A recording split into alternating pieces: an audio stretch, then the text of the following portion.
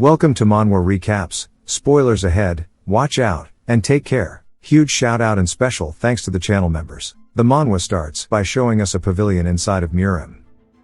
A man begins speaking, and this is the living Buddha named Master Mu-san, asking someone what they want to know about why Yonyo. The person says that's right, and they're compiling materials to document his history. Mu-san laughs, saying that Yonyo, the radiant martial sovereign, was a very benevolent and upright man, and the Buddha must have sent him down to them. The historian says that it's just as she thought, wondering what he was like in his everyday life. Mu-san starts shaking, talking about his daily behavior and his appearance, but says that he can't do this shit anymore, and he looks pissed. The historian asks what he's talking about, and why he's swearing as a Buddhist. It then jumps to the historian gets kicked out of the Pyang clan by the supreme elder of the clan named Pyang Dojuk, saying that he's so damn tired of hearing Yonyo's name. It's always something to do with him. He wonders why the historian is even here, telling his men to bring a bag of salt scattered around to keep the ghost out. We learn more about Yonyo, the radiant martial sovereign. He's a legendary figure who ended the era of chaos, a true gentleman and a great man, and a renowned chivalrous warrior often spoken of across the world. Some call him the greatest of all time, and others the greatest chivalrous warrior. But she doesn't know why every single person avoids talking about him. And as a historian, this is her duty to document even the hidden sides of history. Today, she may finally learn the reason why. As she heads to the Beggar sect, she talks to the divine mad dog, who laughs at her for getting chased away from Shaolin and the Pyang clan. The historian says that everybody's responses were pretty much the same wherever she went. The moment she brought up Yonyo's name, they'd all just treat her harshly. The mad dog says of course they would react like that. She asks what he means, and he starts to explain it. We get a flashback to 100 years ago in Guangdong, specifically at the Y clan, and that he was the absolute worst kind of person. And as we see him laying on his bed, he says he wants to become the strongest. And this was when he was only 12 years old. There was once a boy who dreamed of becoming the greatest under the heavens. Born into a martial clan, he was raised learning the chivalry of warriors. Because of that, he already knew the quickest path to the top, and that path was through nothing but relentless effort. And he says no matter how gifted he is, nothing comes without effort, and effort is the only true way forward. But even though he knew all this, there was one small issue. He looks out the window, seeing the sun already setting, saying that it's too late to begin. He sits up, taking another look outside, and then starts to just flip over, laying back on his side. He says it sure is a shame, as today was supposed to be the day that he laid the foundations to become the best. And then he says he'll sleep soundly tonight and train tomorrow. Someone enters his room and starts approaching him, saying to get up. Yonyo doesn't react, and the guy yells, saying to wake the hell up. Yonyo does, asking what brings him here. And this is his father, the patriarch of the clan, and the righteous chivalrous swordsman named Jengen, asking if he knows what time it is. Yonyo says he saw the sun, and Jengen asks why he's still laying in bed. He says that's because the sun is going down. Jengen asks how long he's been holed up in his room. Yonyo says maybe 2 or 3 days, but he thinks it's 2. His father says it's been 4 days already, and he's been rolling around wrapped in a blanket for 4 damn days. Saying surely his back hurts from laying that long, even a bear would flip over from sweat after 3 days. Yonyo laughs, saying that's why he gets up every now and again, and he doesn't need to worry. His father gets furious, and Yonyo realizes this and tells him that he actually tried to train. His father asks how it went, but Yonyo says every time he opened his eyes, the sun was already setting. His father asks why that matters, and Yonyo says when the sun sets, you have to sleep. That way he can get up early the next day to train. His father flips his entire bed, picking it up, and starts screaming at him, saying he's going to fix that rotten attitude of his today, and then he's going to straighten him out for good. Back inside of Jengen's office, he's frustrated. The administrator named Joe Bang asks if this is about the second young master again. Jengen asks who else he can be worried about, and Bang tells him not to worry, as he'll mature soon enough. Jengen sighs, saying it's all his fault. He left on a martial duel pilgrimage the year that Yonyo turned 2, leaving his wife Han Sanga, his older son Sanho, Yonyo, and then their unborn child Surian. At that time, he He thought the journey was only going to be at most 2 years. However, he got caught up in various incidents, and it wasn't until a whole 8 years later that he was able to return, and the entire clan greeted him. And though he earned the honorary title of righteous chivalrous swordsman, what he lost was far too great. When he returned, his once gentle wife had become fiercer than a tiger, saying that 8 years is too damn long.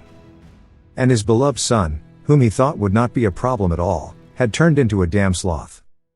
Jengen exhales, full of stress, and Bang tells him not to worry, as there should be a way. Jengen asks how, and Bang says that surely he hasn't forgotten that he'll be returning soon. Jengen asks what he's talking about, and then realizes that he's talking about his son. Bang says after 3 years, he'll finally be back from the academy. Jengen laughs, saying that Yonyo's in for it, because there's only one person he is actually truly scared of. Back to Yonyo getting the chills, he turns, wondering what it is, only to see that it's his brother Sanho, glaring down at him. Sanho asks how long he's been asleep, and Yonyo just wonders how long he's been there. Sanho says he asked first, and Yonyo realizes that he can't lie, but is very nervous. And Sanho just continues glaring at him. Yonyo says that it's not what he thinks. He trained early this morning, and he trained really hard, and he just took a nap because he got tired. He just wonders when his brother got back though. Sanho asks if he really trained, and Yonyo says yes. His brother then tells him to use a technique to cut that candle in two, and he wants to see how much he's improved over these 3 years.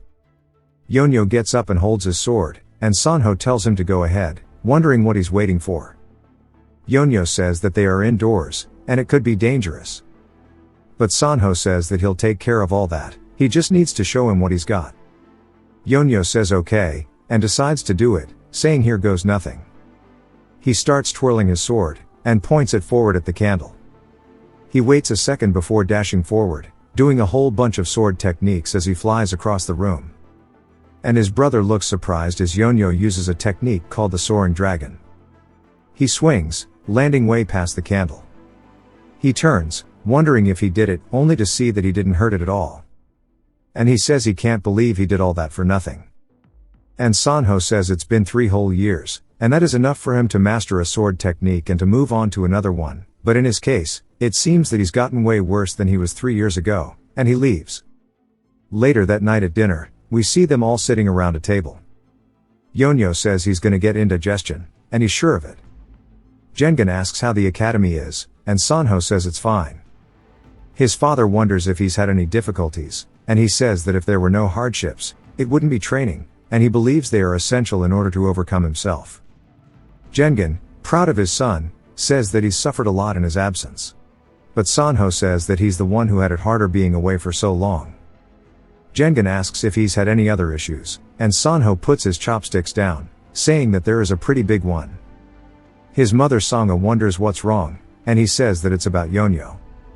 They all kind of look worried, and Yonyo just wonders what the hell he did. Sanho continues, saying that he thinks that they need to bring him to his martial academy. Yonyo says hell no. And back to the mad dog telling the story, he said that even Musan and Dojuk grind their teeth at the mere mention of Yonyo's name. But this was the very start of the story, of when his great history began, as someone who stood above even the heavens and the martial realm, as he was completely untouchable. And nobody could have imagined that this lazy boy would have turned into somebody so strong. Back to Yonyo, he says he wants to rest a bit before they go, even though they just left the house. Yonyo looks back at his family, and his little sister, Surian, who is bawling her eyes out, telling him not to go. But his dad tells him to come back a man, and his mother just tells him to take care of himself. And they knew they couldn't stop him, even though they were a little sad to see him go. He tells them not to cry, as he'll be back. Surian waves him goodbye while Jengen laughs, and Sangha barks at him for laughing. As they're heading out, the journey was pretty smooth. At least that was the case only for Sanho, because Yonyo was dead tired. He asks him if they're almost there, and Sanho tells him there's 10 more days left. Yonyo asks if he heard that right, and Sanho says they would have gotten there in 5 if he knew how to ride a horse. Yonyo says he told him he's never ridden one before, and his brother says he wasn't blaming him, he was just answering his question. Yonyo says they should rest, and if he knows how steep the hill is, he's really tired. He feels like his back and ass are going to burst. He points over to a tree on a field, saying that those people are resting as well. Sanho looks over but realizes that they're not just sleeping. He hops off of his horse, and Yonyo asks what he's doing. Sanho approaches them and looks down, seeing flies on their corpses, and Yonyo asks what he's doing, but Sanho says they were too late, as every one of these men are dead. Yonyo starts screaming, and Sanho tells him to take a look at this as he takes off one of their clothes, showing a flower wound on a man's chest. He says this is called the flower indulging palm. Yonyo asks what the hell kind of name that is, and Sanho says it used to be called the crimson flower palm, but because of a rapist named Seo Ju Ak who went around committing evil acts using this technique, it became the flower indulging palm. Yonyo asks if he's trying to say there's a rapist around here. Sanho says he goes for women who are climbing the mountains, and that these bodies mean that he ambushed them while trying to get a woman. In other words, there's a woman in danger somewhere around here. He dashes off the ground, telling his brother to stay here, and he flies off like he's Superman, and Yonyo asks if he's really meant to stay here with these stinky ass corpses, but his brother is way too gone. Yonyo realizes that there's no point in screaming, and looks over grossed out as he's stuck with two horses who also stink, and actual rotting corpses, and he says that he's screwed. Later that night, he says he doesn't know where his brother is because it's taking him so long, and he should have just brought him along like with him. He wonders if maybe something happened, but there's no way his brother would be this late otherwise. He starts to hear the sound of some animals, and he says that he needs to do something because he might become a tiger's dinner if he just stands here like this.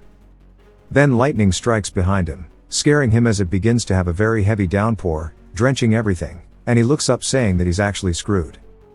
We then hear him screaming, and he wonders how he ended up like this, as he's put both of the corpses on horseback and is pushing them up a hill, saying that he can't just leave them behind since they might become tiger food, and he can't bury them either because it's raining, and he needs to find some shelter now.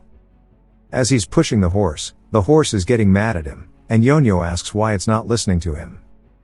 With the river rapid below, and them being on the edge of a cliff, stressing the horse out, lightning strikes, scaring it, causing it to kick Yonyo. Yonyo screams and starts to fall backwards down the hill, hitting his head, his back, and then his head once more, landing in some bushes at the bottom. He starts groaning and saying that he can't believe that damn horse, but when he looks around, he realizes that he's in a cave, and there's no rain.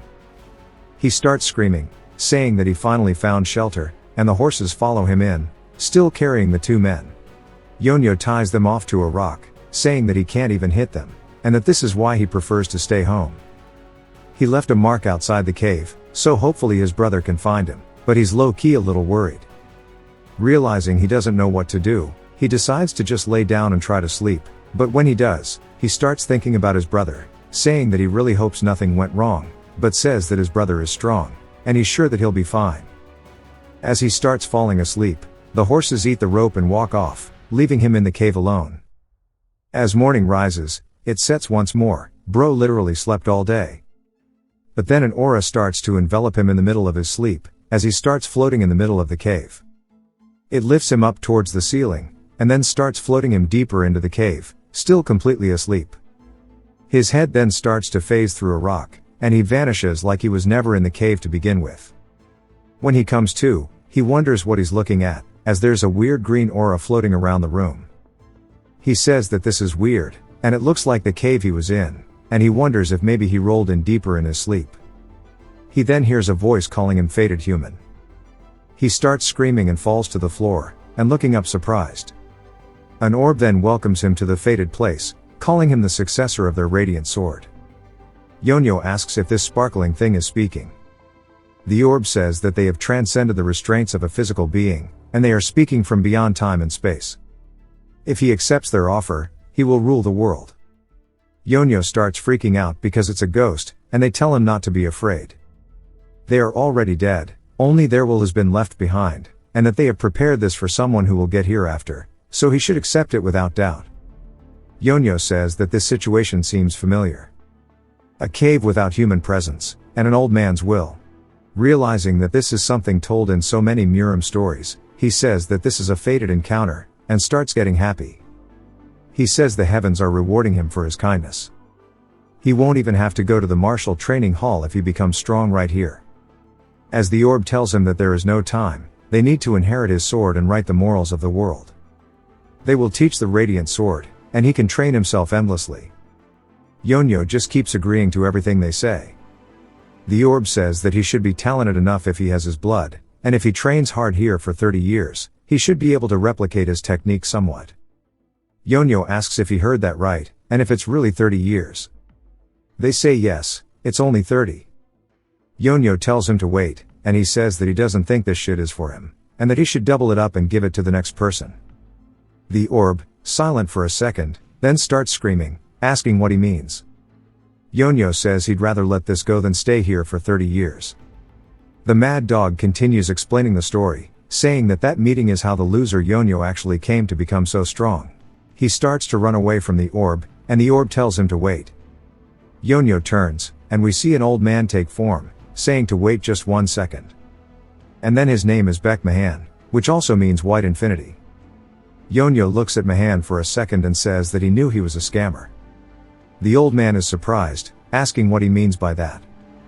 Yonyo says he pretended to be one thing, and when that didn't work, he revealed his true self. Mahan says that he wasn't pretending, he is actually a spirit who has left his body. Yonyo asks if he's really meant to believe that, before screaming and punching straight through his head. As we see his entire arm start to go through him, he falls forward through the old man, who asks what he's doing. Yonyo starts freaking out since he's really a ghost. Mahan says he's not a ghost. This is the spirit transmission arts, something only martial artists at a very high level can use. Yonyo says that they call people like him ghosts, and he says that he's not one, and starts screaming. Back to the present with the story being told, the mad dog says that was how Yonyo met his master. The historian asks if something like that really exists, and he says that it's a technique only martial artists of the highest level can attain. She asks who one martial artist is that can use the ability, and he asks if she knows the Sword Emperor. She says that is a given, he's the strongest person in history, and the greatest in the 1,000-sword Baek clan, who will be remembered forever. The mad dog says exactly, he's talking about Baekmahan, the Radiant Sword. The man who was later called Sword Emperor is the Radiant Sovereign's master. She's surprised, saying that he lived 300 years ago. The mad dog says that's right, and he's from an already forgotten generation. Regardless, it's true that he made Yonyo. She says that's incredible, and if that means the Radiant Martial Sovereign requested to be his disciple right after hearing his name. He laughs, saying that Yonyo was actually the opposite. The Sword Emperor, who figured none of his descendants looked for him for 300 years, needed a disciple at all cost and begged that Yonyo do it. Yonyo asks why he's throwing a tantrum, as he's not even from the Baek clan, and he really can't learn from him, so he's gonna go.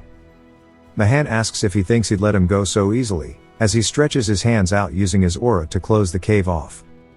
Yonyo looks up, confused. Mahan asks what he thinks, as it's a super thick stone gate, and with his current abilities he'll never be able to lift or break it. But if he learns his martial arts, he'll be able to cut through it like a piece of paper and leave. Yonyo says there's no helping it, and starts reaching into his robe. Mahan says he won't be able to cut it with his abilities. Yonyo starts hacking away at the hole, and the old man is confused, asking him what he's doing. Yonyo says surely he can tell that he's digging a hole. No matter how strong it is, it's still stone, which means it'll slowly break down if he grinds it with metal, and he'll break through in a year or two. Mahan asks if he really plans to do this for that long. Yonyo says that's nothing when he's trying to get him stuck in here for 30. Mahan calls him a madman, saying that he can't even beat him to death, and tells him to just try learning, as he won't disappoint him. But Yonyo says he doesn't like him. Mahan continues, saying that he'll allow him to leave after 20. Yonyo says 20 is too long, and he'd only consider it if he said 3. Mahan starts to get pissed, saying that that's a joke, and there's no way he'd learn it in 3 years. Even if Zhang Sanfeng came back to life, he wouldn't be able to do that. Yonyo says he guesses that means they're not meant to be, and gets back to digging at the wall, making him furious. Mahan says 5 years, causing Yonyo to stop. He says if he gives him 5 years, he'll do whatever it takes to make him the strongest in the world in 5 years. With that being Yonyo's dream, he starts thinking about it as a tempting offer. Yonyo says he's never even heard of a spirit as vivid as him, and maybe the technique just isn't told by word of mouth. And he might be telling half the truth, and he might actually have been the strongest in the world at some point, and that he'll use this opportunity since 5 years isn't that long, and he agrees, saying that he'll do it. Continues, saying of course Yonyo didn't know that he was the Sword Emperor at the time. The Sword Emperor is quite unfortunate as well, since the person he met at the end of his life just happened to be none other than Yonyo. Mahan tells him to wake up already, calling him a bastard. And when Yonyo does, he wonders why he's waking him up, saying that he's so tired, asking if he doesn't need sleep. But says that it's only because he's dead, and he's a human, and that humans need to sleep. Mahan held back all of his frustration, and says that they can start training now. After all, the disciple he had finally received at the end of his life was nothing but a lazy bastard. Yonyo asks if he's really meant to train as soon as he woke up. It turns out that all he would do is sleep all day and practice the moves once during training. Mahan tries telling him that it's going to take 50 years at this rate, not 5. Yonyo asks if there's an easier way to learn, and Mahan says this is as easy as it gets. Yonyo says if he didn't speak at the very least, it would be less annoying, and that this is why he needs to meet a talented master. These words echoed throughout Mahan's head, but he still held back his anger, and if he had an actual body he would have suffered key deviation and collapse from anger. He says he can't believe he wanted nothing but success and to pass down his martial arts, leaving his spirit in this awful state, forcing him to endure this shit, and if he had a body, he would have beaten the hell out of this kid to teach him a lesson. Yonyo starts rolling around on the floor and asks Mahan how he did that. Mahan asks what he's talking about. Yonyo says dropping that stone gate, saying that can't he use that power to manipulate his body to teach him martial arts. He says that he just pulled a string on a device he had already made in advance. And Yonyo asks how, when he doesn't have a body. And Mahan says it's unrelated to that. He simply used psychic levitation to pull the string with ki alone. He then realizes what Yonyo is talking about, and starts laughing, wondering why he didn't think about this earlier. Yonyo wonders what's wrong with him, and if he's finally gone crazy. He says that he was too fixated on thinking that he doesn't have a body. Or maybe that's because they're incomplete parts, since he has been maintaining this spirit for 300 years. But, thanks to him, he learned something good. Yonyo asks what he's talking about, and when he hears, he feels something brush by his face and hears a loud-ass sound. He turns, wondering what that was just now, as we see a rock embedded into the wall beside him. And Mahan says thanks to him, he realized that even if he doesn't have a body, he can still move rocks whenever he wants. Yonyo, getting worried, Mahan says that this means that if he can move the rocks, he can do things like this, as he starts preparing to shotgun him. Yonyo screams, saying to wait, and calls him old man, but corrects himself, saying that he wants to talk to his master. And that day, Mahan and Yonyo's training continued day and night. He learned swordsmanship without rest during the day, as if he did try to rest, the old man would force him up, and they debated during the night. Whenever Yonyo slept, he trained using the unparalleled dream, mythic arts that Mahan taught him, and for him, living became living to become a sword of the radiant arts. And he is on his way to achieve that, as we see he actually stops his master's rocks of love. And his master looked proud. And that was how 5 years passed by in a flash. He got to the point when Yonyo could lift the gate by himself with pure strength, and when he returned, he looked up at the sky, and it was time for him to finally show the world who he had become. But before that, it jumps back to a whole day ago, and Yonyo was sleeping on the floor. Mahan calls out to him, and Yonyo asks for a little longer. Mahan calls out to him again, and Yonyo says that he was only gonna sleep for a bit longer, asking why he doesn't believe him. But then he's confused, as Mahan is in his physical form, telling him to come over here. Yonyo asks what's going on, and Mahan says he's learned martial arts for his entire life, and his hope was to see the end of it. So he didn't bother with anything but martial arts, and at the end of solely chasing them, he became a crabby old man who was treated distantly by his clan. Yonyo wonders what's up with him today, since that's very unlike him. Mahan says that when he thinks about it, it was obvious why his clan didn't come looking for him. He, after all, abandoned his children and family all for the sake of martial arts.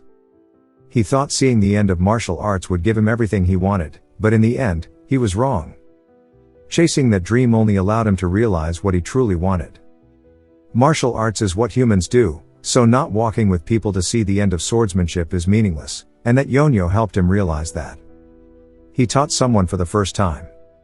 He was angry, and annoyed, and he was really frustrated, but he also felt happiness, and learned joy from seeing him grow, and he learned about fondness as well. Yonyo asks what's up with him, as he's acting as if they'll never see each other again. Mahan says that they won't, because it's time. Yonyo's surprised, asking if he's really thinking he's gonna fall for this, as he said he should train for 30 years, and it's only been 5. So he has to exist for 25 more years. Mahan says that he did say that, and Yonyo asks what's the deal then. The internal chi that he gave to him in the form of an elixir was so that he could live without eating in here. That's not something as easy to maintain as he thinks, and he has no more power left, so it's time for him to say goodbye. Yonyo asks why he never told him. If he had, he would have left, found food, and come back to train. Mahan says he's sure he would have come back in his sarcastic tone, and he understands how he feels. He then gets up, saying that he enjoyed the time they shared. And he wanted to watch him travel, and sightsee the world, but this is fine too. And he gives him a very endearing look in his eyes. He can already see Yonyo crisscrossing through the world, flipping it on its head. He tells him to go see the world, and keep it within him, and other things will naturally follow. And that he should see people before he sees the world. While looking up, he didn't see what was at his feet, and he shouldn't make the same mistakes he did. And if no one else knows about his existence, his movements, and his swordsmanship, Mahan will be within them, as they are all residing within Yonyo. He says that even if he's not outstanding or great, that's fine with him. Yonyo tells him that he can't leave, as there is so much he still hasn't learned, and it's not okay for him not to. That he should wait at least a day longer. Mahan fades out into a blue mist, saying that he should just be happy in the end. Yonyo tries to grab out towards him, but realizes it's too late. He stands there in silence for a second, and starts bawling his eyes out, saying that he could have told him earlier. Now back to the present. Yonyo is pissed, saying that this is why he left without telling him in advance. As we see, he ruined Yonyo's clothing by writing on it. Yonyo says that he should have just left nicely, and he wonders why the hell he would do this. Before disappearing, Mahan wrote a message on Yonyo's clothes. To summarize, Yonyo's martial arts that he learned as quickly as possible in 5 years was still incomplete. Since he wouldn't train once Mahan disappeared, he put a sort of feature on Yonyo's body. That being, that his inner elixir that he had swallowed would cause his martial arts to improve, and you might see it as automatically getting stronger, but it's not exactly that. If the martial arts that Yonyo is experiencing and obtaining is slower than the speed of the elixir, his inner energy would be sucked in by Mahan, and he would explode and die. To summarize, he'll die if he's lazy. He knew that damned old man was up to no good. Mahan tells him to travel the world and see things. When he sees the world, he'll learn to feel things. When he feels things, he'll learn things. He shouldn't be satisfied with becoming a small person, or staying in a small place. He needs to see big things, and become a big person. Yonyo clicks his tongue, saying that he's one hell of a guy. He continues, saying that the first place he must go is to Rulin, and find the world's greatest scholar, and stay with him. And that he'll definitely feel something after being there. Yonyo just wonders why the hell he's making him literally go across the entire world. He was going to go home, but he'll go back after resolving everything, so his family shouldn't worry, and he's sure his brother is okay. He looks around, saying that he has to do what he must. Right before he leaves, he bows down to the cave that he met Mahan in. He says that he won't be back, so he should just be aware of that. He can't believe he's bothering him until the end. But he wonders where the hell Rulin is, and how to get there.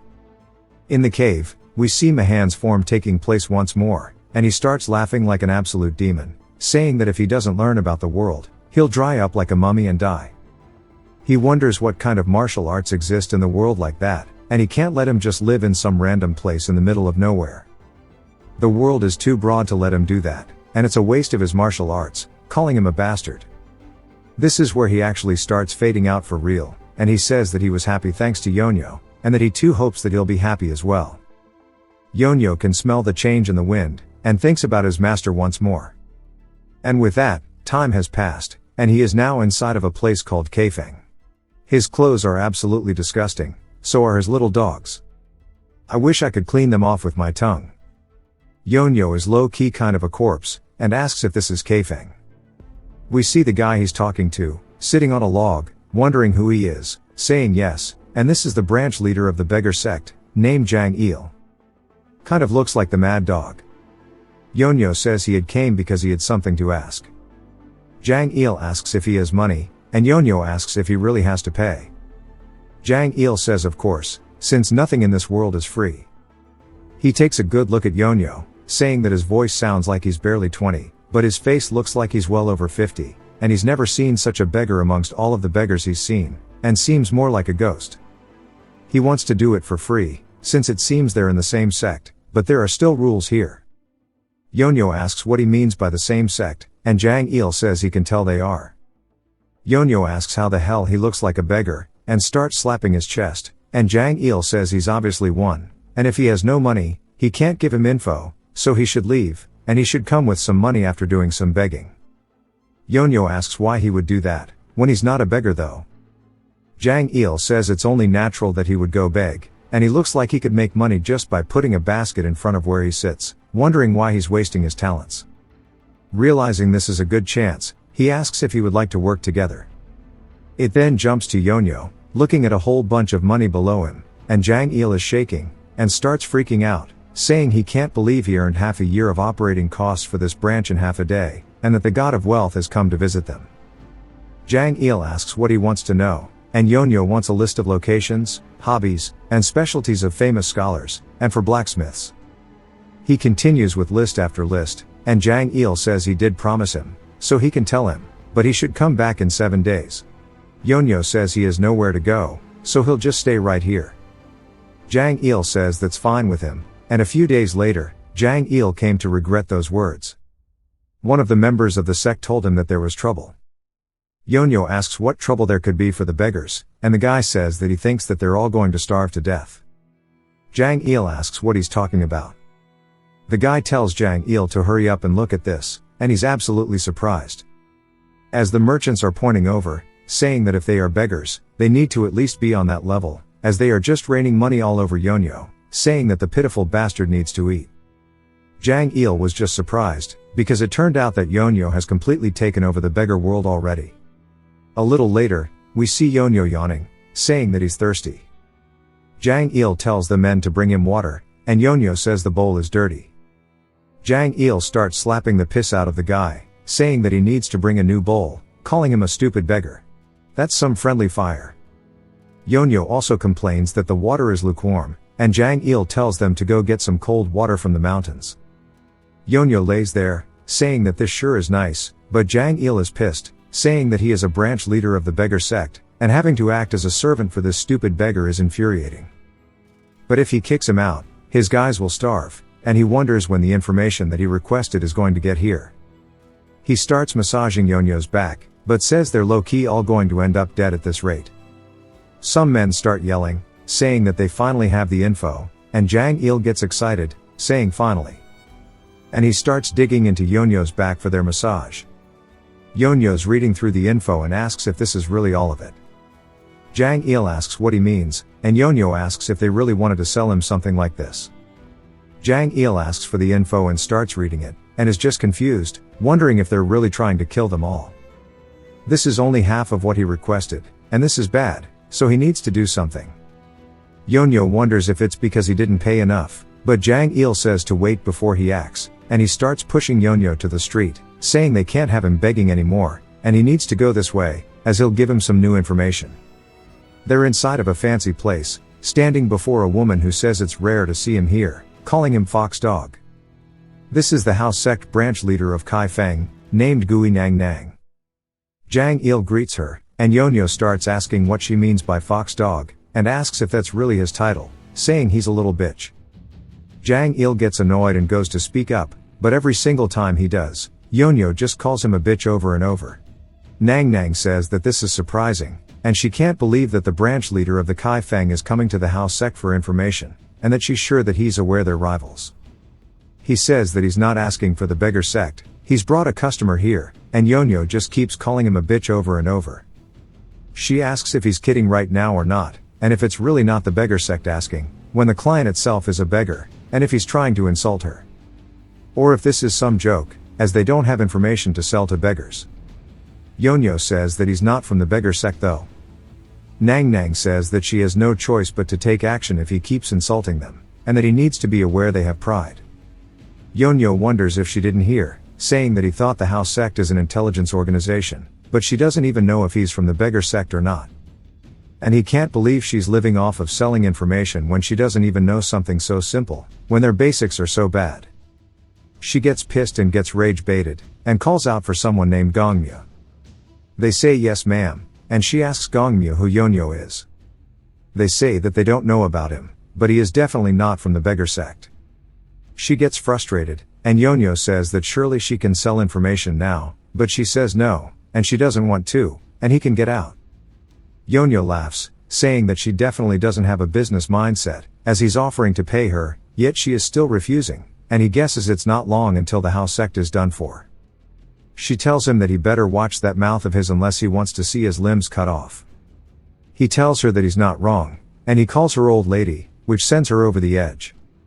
She asks if he's insulting them right now, and he wonders why she's so mad.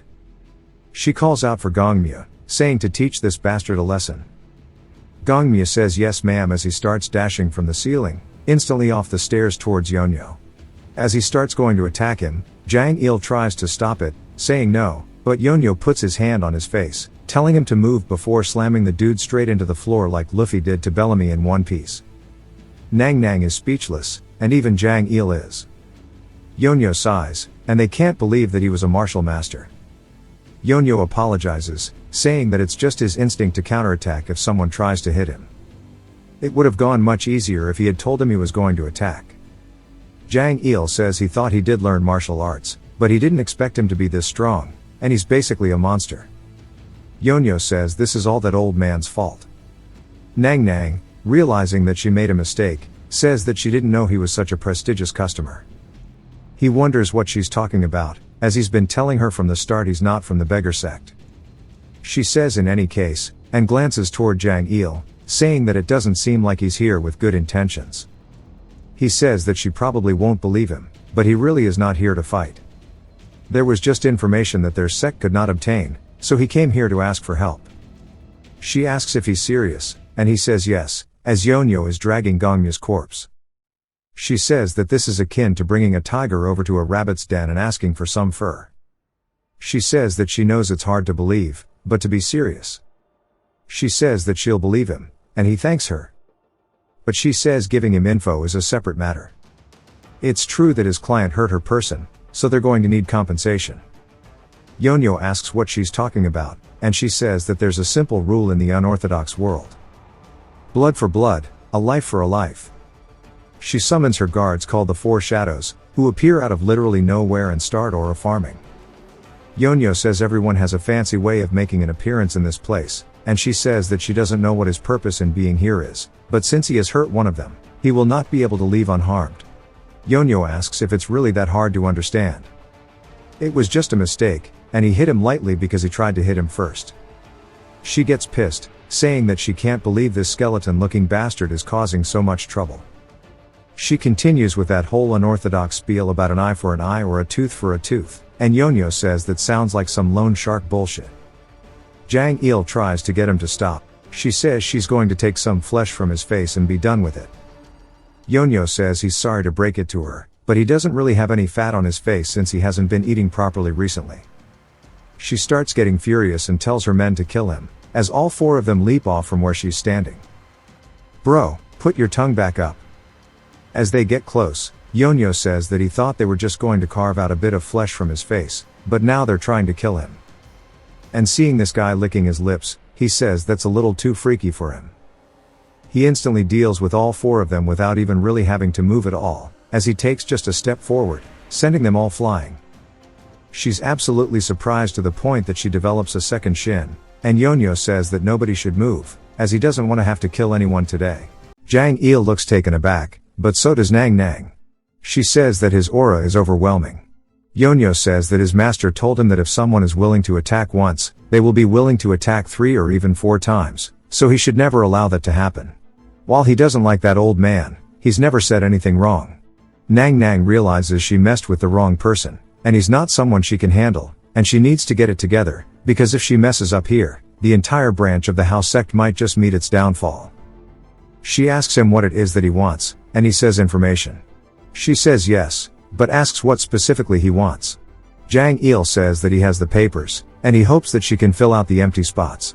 She starts reading it, asking if they really brought a monster like him to the house sect just because they couldn't resolve such a simple matter. She says it's nothing difficult, and she needs some time, asking if he can wait. He says yes, and she says that she'll be done in about 15 minutes. As for Jang Il, he needs to come see her now. He gets scared, then it jumps to Yonyo laughing as he's pointing forward. We see Jang Il got beat up, and Yonyo says his face is like a dumpling, asking if he really got his shit rocked like that. Jang Il tells him to shut up, and Yonyo says he guesses the beggar sect is nothing, seeing as how he's getting beaten up by the house sect. Jang Il asks if that woman looks like a mere regular sect member, as she's the daughter of the house sect leader. She's a future leader of the sect, and she ate miracle medicine like meals and had all kinds of good things. So how could he be a match for her? She appears directly behind him, and she tells him that she's brought the information. He thanks her, and she says that they do have their own rules, though. Yonyo asks what she's talking about, and Jang Il tells him that it's information fees.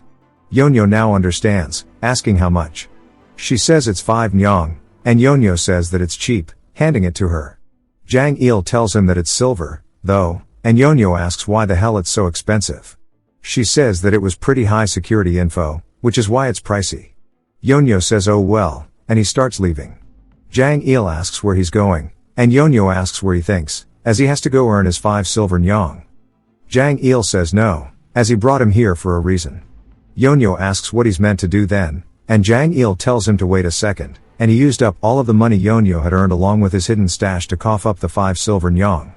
But he didn't have, he borrowed with an IOU. His heart aches, but they actually managed to pay it off.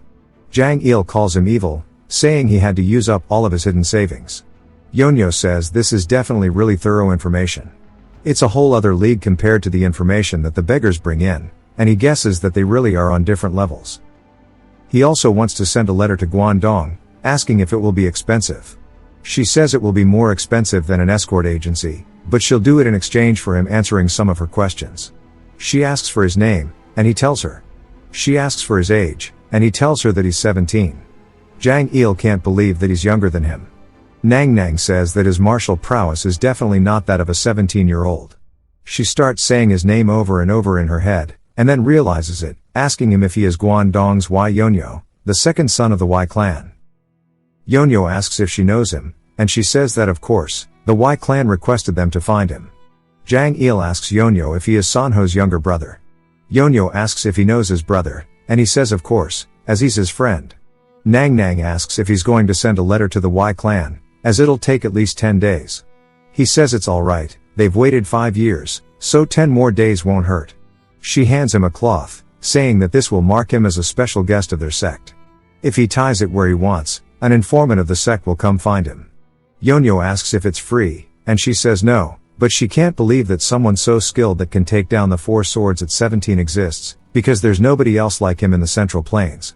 So creating a connection with him will be great. Yonyo says it's pointless if he has to pay for it, and she says that she'll give him information for free next time. He asks if that's really the case, and she says it's specially for him, as she doesn't want to lose him as a customer because of what happened earlier. Yonyo says nothing really happened, though, and Jang Il says that his face is like a dumpling and he has been rendered completely broke. Yonyo says that happens often for a loser, and Jang Il yells at him. As they leave the sect, Jang Il says that all of his money is gone. Yonyo tells him that money comes and goes, and besides, a beggar shouldn't be greedy like that, and he should tap into his roots.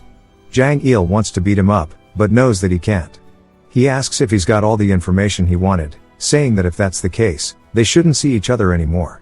Yonyo tells him to wait as there's a problem, and Jang Il asks what it is.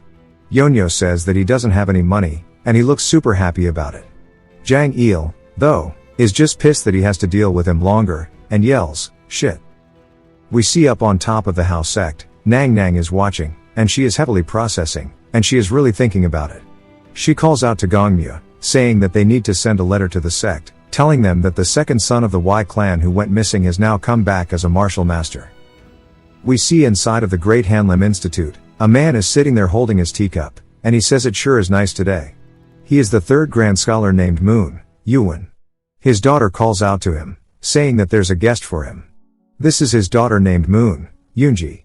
Yuan says that he doesn't have anything on schedule today, and Yoonji says that they wanted to play a game of Go with him. Yuan instantly gets excited, asking if she really means it. Yoonji guides the guest over, and we see it's none other than Yonyo, and he says that he hopes he's not intruding. Yuan says of course not. It is an indulgence to have guests over, and he heard that he wanted to play with him. Yonyo says that's the only kind of thing he knows how to play. Yuan says that they'll give it a go then, and that he'll play the white so he can go first. Yonyo says that he will begin, and he starts taking out his pieces. Yuan says that he shouldn't expect much from him. He looks like he's here to get a free meal, so he'll just help him out after a game or so. But with pure confidence and precision, Yonyo takes out the piece and slams it exactly where he wants on the board. Yuan looks a little surprised and says that he guesses he's not a beginner, and that's nice to see. They continue. Then Yuan says that he's actually pretty fast with his moves. It's rare to see someone his age so experienced. They continue, and every single time he makes a move, Yonyo counters in an instant. Yuan looks more wary as time goes on, and shakily he lifts up his piece. Bro got them Enderman fingers. He asks what the hell is going on here, as he isn't just being fast, as he's a war demon.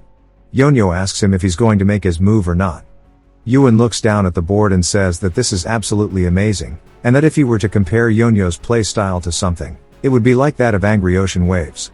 He's like a person crazed for battles, attacking boldly even when a fight is not necessary. If he sees even a slight opening, he charges like a starving demon and chomps down. He is most definitely the epitome of a war demon. Yuan says that was a good game, and that he has quite a unique play style. Yonyo thanks him, saying it's because of all the bullying he endured from his master. Yuan asks about his master, and Yonyo says that he was a very strict old man.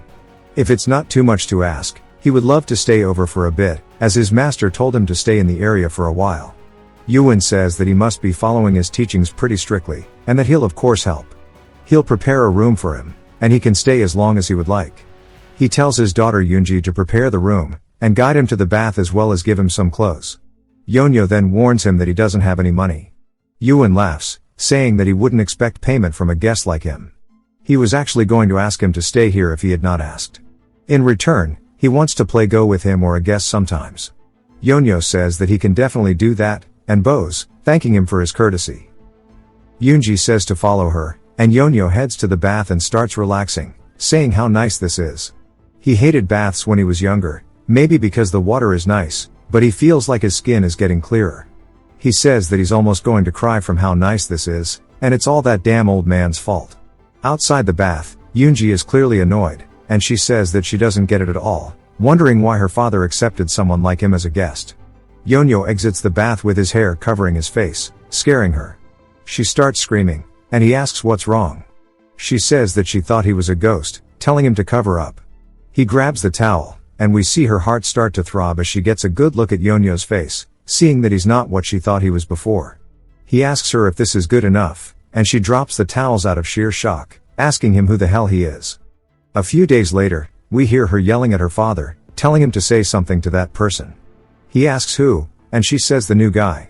He doesn't leave his room at all. He sleeps all day. If he's not eating, that's all he does is sleep. Yuan smiles, saying that he actually forgot to ask his name. He says that he said that sloth is a sin, and that one should always keep himself busy, so why isn't he saying anything about him being lazy, as he might be a guest but he is ruining the atmosphere. He tells his daughter that he likes Go, and you can learn a lot about your opponent when playing. You can hide your facial expressions and watch your words, but you cannot hide yourself when playing the game. A person who is impatient cannot play patiently, and those who are the opposite cannot learn to enjoy battle. He can tell how someone has lived their life along with their personality when you play Go with them. His play style is rushed and rough, but he's never seen one like this. He's definitely not a lazy person. He assumes that he's lived a very rough life. If the sun shines down brightly, the shadows it casts will be just as dark. If he is being lazy, he's sure it just means that his life until now has been hard. One should not chase away a bird that has come under the roof to avoid the rain. She should not question the bird as to why it's not flying through the rain, and just let him rest. She sighs, saying okay, but she's actually hella annoyed.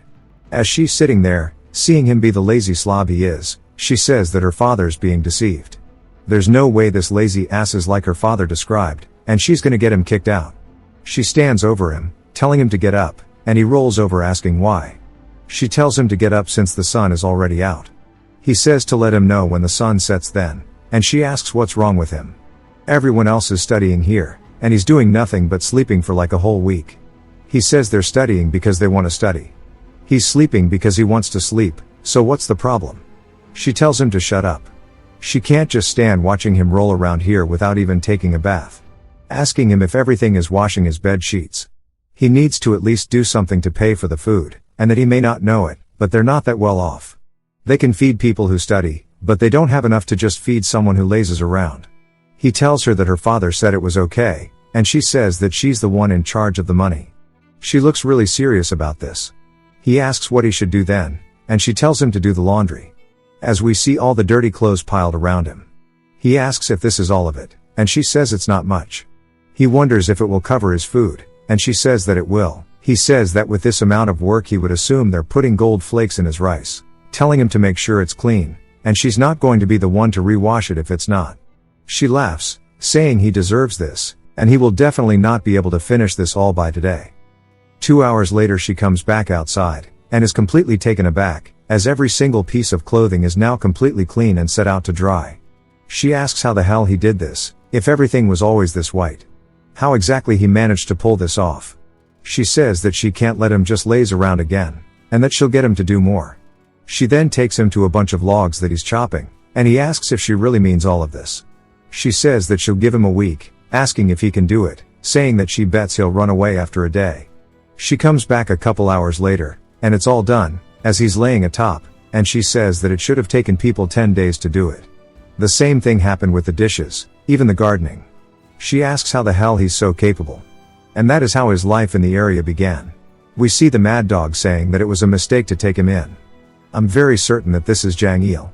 He says that they never should have taken Yonyo into his home. The historian asks why. The mad dog says because that guy brings disaster wherever he goes. It may not be intended, but wherever he goes, trouble follows. It was the same with this area. A scholar hall that had been so quiet and peaceful was swept over with chaos once he showed up. The historian very curiously asks what happened, and the mad dog says that it all began with one simple thing, and it was go. We see Yonyo sighing, asking how he has come to this, as he thought it would just be occasional. We see tons of scholars arriving to come get a peek at his play style. Yonyo says that bringing people here to play with him is cheating.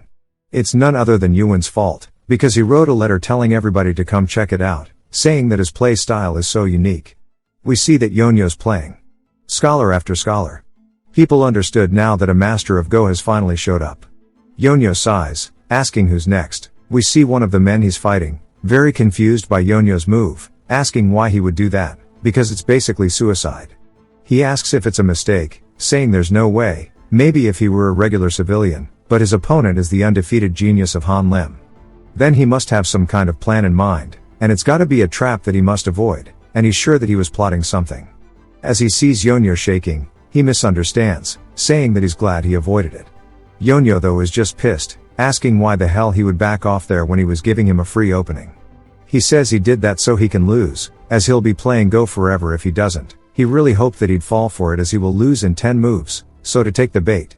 The scholar puts his hands together, saying that he loses, and Yonyo cries, saying for fuck's sake he wants to just leave already. He mopes back to his room, saying he kept making suicidal moves so that he could lose, but they never tried taking his pieces, and they were just scared.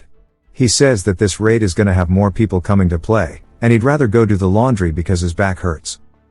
He hears Yoonji yelling, saying that she already said she didn't want to. He turns the corner, seeing an absolute ugly bastard asking if she really doesn't want to marry him. His name is Nook. Yoonji says absolutely not. Mukpung says she'll regret it, and she says that she won't. Mukpung says that she better think it through again, as he's always got what he's wanting, and he'll never let go of something he wants, and he's just offering right now, but if she keeps refusing it won't be an offer next time. Asking if it's okay for her family's great institute to fall just because of her, she tells him to do as he wishes, as the institute won't fall as easy as he thinks. He says sure, but he can make that happen, and she definitely knows that as well. She starts to feel frustrated and yells, saying she hates this about him, asking if he thinks that everything will work out in his favor just because he wants it to. And she tells him that she does not plan to marry him, and that it isn't possible, and she goes to walk away, saying goodbye. He grabs onto her wrist, and we see it's with way too much force, as it starts hurting her. She screams, telling him to let go, and he says it's in her best interest not to anger him, asking if she thinks she can act so bold, even if he tries to take her right here and now. She starts to be fearful, and Yonyo says that's not something he should be saying in someone else's house. She turns, seeing him staring at Mukpung. In that moment of distraction, she breaks free and runs over to Yonyo, asking if he's already finished doing the laundry and firewood. He says that he's been playing Go until now, asking what she's talking about. He sees her hands shaking, saying that he wants to borrow this. He grabs the ribbon off of her hair, and starts to use it to tie us up. He then looks towards Mukpung, and Mukpung says that it's rude to listen to other people's conversations. Yonyo says that he really doesn't know his manners. That being said, he doesn't think that Mukpung should be the one to tell him what's rude or not, and that people who care about manners usually don't act like him. Mukpung says he must be the genius of Han Lim, and Yonyo thanks him for recognizing him, saying that he has no idea who his fat ass is. He goes to tell him, and Yonyo says he actually doesn't really care, and this annoys him. Mukpung says that he should have just considered playing Go instead of getting in his way, and Yonyo says it's a shame, as he's really good at that. Just like right now, Mukpung starts to get furious, and then people start seeing Yonyo, asking if they can play with him tomorrow, and Yonyo says sure. Mukpung clicks his tongue, annoyed, but says that he'll take his leave, but tells Yonyo not to forget. If she doesn't come running into his arms in 3 days, he's going to do things his way. As he leaves, Yonyo just wonders what his deal is, and asks her who it is. She says that his name is Mukpung, and he is the adopted son of the imperial palace attendant who wields a ton of power. Yonyo asks what he was saying to her, and she says that he wants her to marry him, and she says no every single time, and it's so annoying. Yonyo asks what's wrong with him, and he's from a good family, and he's determined. She asks if he wants to die, and she says he's not trying to marry her because he likes her, he just wants to use her. He may not know, but her father has a really good network here. People say that he's a perfect candidate to be a politician too, and the reason he lives this type of lifestyle, despite all of that, isn't just because he has no interest in civil service. Yonyo says it must be because of Go, and she says no, it's because the eunuchs of the imperial palace are very wary of her father. Yonyo asks why those nutless dudes are so wary of him, as this is just an institute. She says that's not all it is. The Great Han Lim Institute is different from the others. They're not affiliated with any organization, so getting to this point was difficult, but, thanks to that, they have been able to form many deep connections with other groups.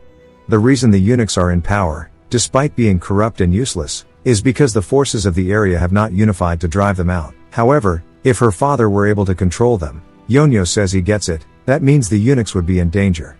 She says exactly, that's why Mukpung's father is desperate to stop her father from taking on civil service. Recently, he has found a new way, a way to not have to fear the area uniting while also gaining a close connection to a powerful figure, and that is for the two of them to get forced into a marriage.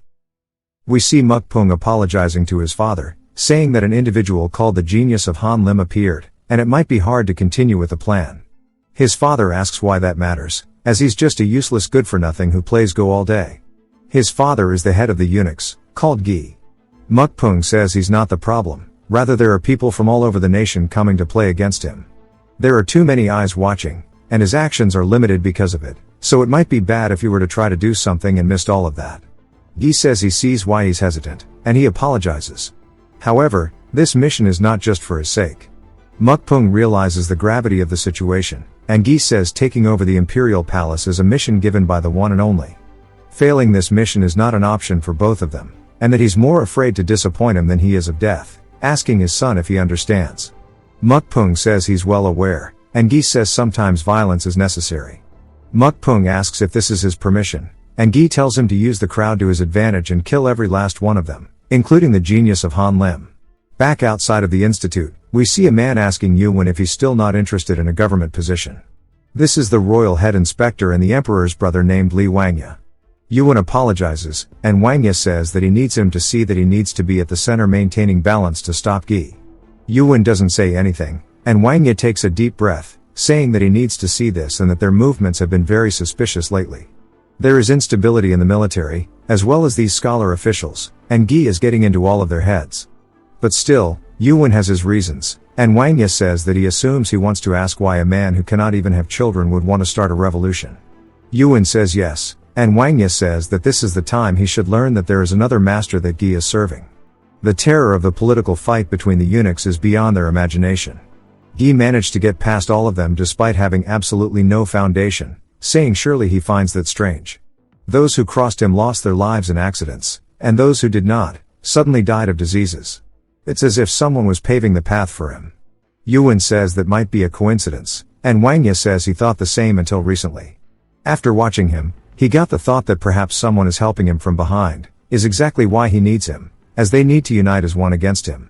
Yuwen says he'll think about it a little more, and Manhwa clears his throat, asking what kind of person is this new genius who he's taken in. Yuwen is glad that he asked, and he starts talking about how amazing he is. He says that he feels like he's hiding his true potential. Manhwa says that he's curious about him, asking when they can meet. He says that Yunji should have gone to pick him up, and on cue, he hears her. He tells her to enter, and we see Yonyo dripping water all over the floor, asking if he's called for him. Manhwa just wonders if this is truly him. Yuwen says that he's sorry that he called for him too early, asking if he slept well. Yonyo says yeah, and if only someone didn't pour cold water on his face while he was sleeping. Manhwa laughs, saying that he's glad that he did sleep well, saying that he wants to introduce him. Manhwa doesn't want to tell him exactly who he is, saying that he's just an old passerby. Yonyo says that sounds like there's a grand reason behind his visit, asking what it is. Manhwa asks what other business he could have, as he just wants to play Go. Yonyo says that he can't, though. Manhwa asks why, and Yonyo says that he refuses. Manhwa says he's been playing Go with all the people who come by, though. Yonyo says that he's not saying that he won't play it. He's saying that there are proper order to things. There are people who got here before him, so he should wait his turn. Manhwa laughs, saying that he can resolve that, and he'll ask the others to be understanding. Yonyo says that's not really resolving things, and that's just coercion. Manhwa is surprised, and Yuwen looks proud. Yonyo says that he seems like he's got a pretty high social status, and he's sure everyone would be forced into going along with whatever choice he makes rather than agreeing because they are understanding, and that he values promises and rules. Manhwa says he's far more firm in his beliefs than he expected, and this is difficult. He asks if he can do something about it, and Yonyo says that he just has to wait his turn. Manhwa now realizes that he doesn't know what to do, and Yunji steps in, saying that she thinks she can resolve this. Yuwen asks if she's certain, and she says yes. She says there's no way he values rules and promises because that's just a lie. She tells Yonyo that if he plays this game, she'll cancel it. He asks what she means, and she says that all the other games that he's supposed to play today, she'll cancel every one of them. He asks if she's certain, saying it's tempting, but he has morals, but if she cancels tomorrow he might consider it. She says that he shouldn't try bargaining for more, and if he wants to rest today, this is his only chance. There is no room for negotiation. Yonyo instantly sits down, saying that he's ready to begin.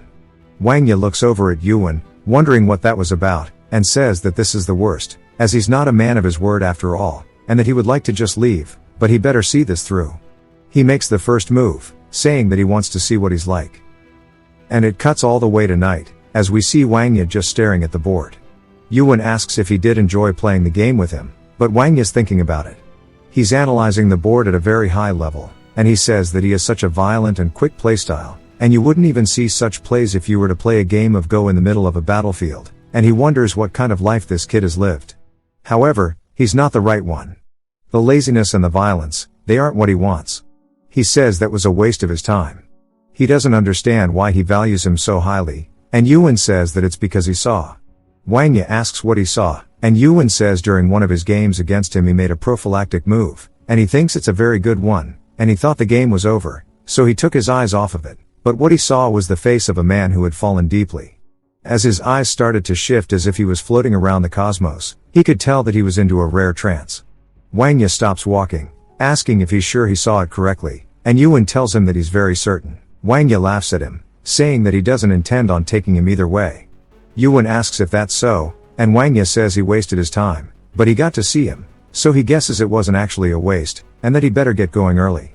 Yuwen asks if he's that busy, and Manhwa says that he told him that the atmosphere has been tense lately. Yuwen says he understands, and Manhwa looks up at the moon, saying it's such a shame as this night is so perfect. Elsewhere at the institute, A gimp is telling Mukpung that the preparations are complete. Mukpung says perfect, as we see him and his gimp army ready to attack, and he says they need to get it done quickly, and they start leaping forward, flying over the walls, going after some of the workers. The work returns before we see blood being splattered. The door slowly opens as Mukpung enters, watching all of the people at the institute being slaughtered mercilessly. And there's nothing they can do. Mukpung says that this is why they should have listened to him while he was still being nice, and that they need to kill them all, and tonight the great institute of Hanlim will become a prison that not even a rat can escape, as Yonyo is still sound asleep. Mukpung says that today he will teach that bitch a lesson. We see her and her father tied up in the courtyard. Yuan yells, asking what the meaning of this is. And Mukpung says they received information that there has been suspicious activity in their institute. They've heard that all kinds of high authority people have been visiting recently. Yuan yells, asking how the hell that's suspicious at all. And Mukpung asked what reason could there be for people with both political and martial power to get together. The only possible answer is a revolution. Yuan says they're only here to play Go, and Mukpung asked if he really wants him to believe that this many people gathered solely for that purpose. Yuan tells him that he's serious, and he's sure that he's heard rumors about the genius. Mukpung says that he did hear the rumors, but rumors can be easily made up. And he looks around, asking where he is exactly. One of the gimps asks who he's looking for, and Mukpung says the genius that they're talking about. They say that there are no more people remaining in the building. Mukpung wonders if he ran off, saying that he must have left earlier as it would be impossible to run away after they got here, calling him lucky. He says that they'll all be freed if they're innocent, and that they will free and apologize if they find that there is no problem. One of the men comes over, saying that he found it. It's an agreement of the people who were planning to partake in the revolution. Yuan says they've never done such a thing to begin with, and Mukpung holds up a book, saying the proof is right in front of him. Yuan realizes that he came here from the beginning to frame them, and that they've been had. All of the servants yell, saying that it wasn't them, and they were innocent, and they didn't know that this was happening. Wangya stands up, saying that this sure is an interesting incident. Mukpung recognizes who he is, how much of a screw-up he has just committed. Wangya says that he should not be calling him by his name, but by his title. Everybody says that they're safe since the royal head inspector is here. Mukpung says he never would have done this if he knew he was here, and Wangya says that he's not one to hold grudges, so to free them all. Mukpung says before that he would like to ask a question, asking why he planned this revolution. Asking if he really thinks that he wouldn't know he was here. Wangya asks what he's talking about, and Mukpung's men force him back onto the ground, saying that there's always a central figure to a revolution. He doesn't assume it was just some scholar, and it would make the most sense that it's him, a family member of the emperor. Wangya says that his arrogance knows no bounds, asking how dare he frame him, asking if he can avoid the consequences of his actions, and he will not let him get away with this. Mukpung says he seems to be misunderstanding something. He won't be able to report to His Majesty about this, because he's never gonna see him again. The punishment for revolution is execution. They will all die here tonight, as they've gotten the signatures of the revolutionaries. His Majesty will just think that it's obvious what went down here. Wangya yells, saying the heavens won't forgive them, and Mukpung tells him to keep begging, and that there's someone who has to die first, and it's Yunji. He warned her, saying that he told her things would go his way. Thanks to her rejecting him, everyone's gonna end up dead. Asking if she really would like to reconsider changing her mind now. She spits in his face, saying that she'd rather die here than marry someone like him. He starts licking the spit off of his face. Holy shit, he needs to die now. And he starts grabbing her cheek, saying that he actually changed his mind. He won't kill her. He'll make it so that she thinks death will be a better outcome, and she can imagine the worst possible scenario. He will inflict pain upon her that is 100 times worse than whatever she can imagine. She says that she'll just bite off her own tongue, and she won't allow that to happen. He says that if she kills herself, her father will be the only one to suffer. If her father also kills himself, then the rest of the people will suffer instead. And don't think it will end here.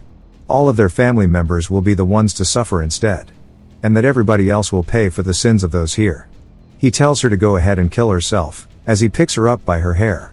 He says he wouldn't mind having more people to entertain him anyways.